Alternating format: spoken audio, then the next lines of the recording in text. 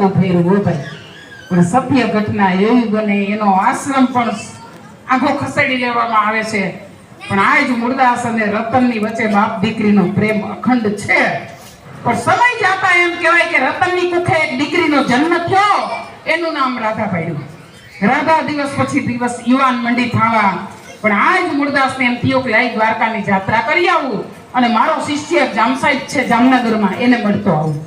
મૂળદાસ જામનગરની અંદર જાય તા જામ સાહેબ સરસ મજાની મહેફિલ જમાવીને બેઠા છે.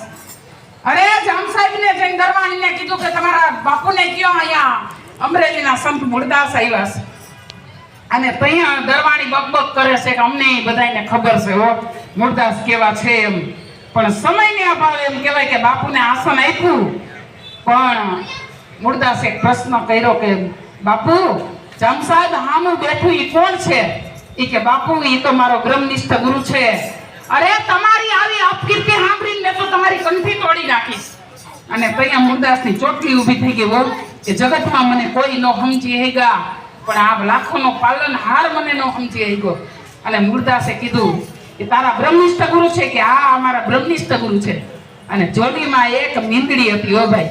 ઈ મીંદડી મારી ગા કર્યો કે તારા બ્રહ્મનિષ્ઠ ગુરુ હોય તો ત્યાં મીંદડી બેઠી કરી દે. આખી સભામાં હલબલી ગઈ. આખી સભામાં દેકારો થઈ પડ્યો, બાપુ મીંદડા બેઠા નો થાય. મૂળદાસ કે થાય. અને જ્યાં મૂળદાસે મીંદડી નાખી ને તો અડધા 50 પ્રમાણ ભૈયા ભોગ ગયા. અને ત્યાં મૂળદાસે પાણીની અંજલી ભરીને એટલું કીધું મેં આ રતનનું પાપ કર્યું હોય ને તો આ મીંદડી બેઠી નો થાય, નકર થાય. એના આયુષ્યમાંથી એક